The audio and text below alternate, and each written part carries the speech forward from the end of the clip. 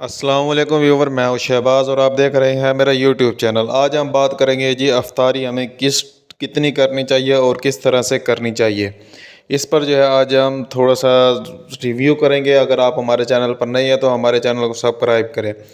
जब हम इफ्तारी करती हैं, ख़ास तौर पर उनके लिए यह बहुत ही अहम वीडियो है जो कि अफराद रोज़ा रखते हैं और ख़ास तौर पर बच्चों में, यानी कि जो कि 18 से 19 साल जिनकी उम्र है, तो वो जो है अगर रोज़ा रखते हैं, जब अफ्तारी करते हैं तो यकदम से जो है ना जल्दी से पानी नहीं पीना चाहिए और थोड़ा सा 1 से 2 घूंट पानी पिएं, 1-2 जो है खजूरें खाएं और उसके बाद जो है नमाज़ पढ़ें। नमाज़ पढ़ने के बाद जो है आपने और जो कुछ भी खाना है, चाहे समोसे हैं, पकोड़े हैं या फिर खाना आपने जो है ना खाना है, तो वो आप खा सकते हैं।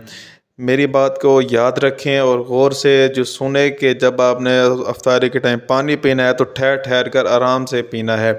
अगर आप जल्दी करते हैं तो आप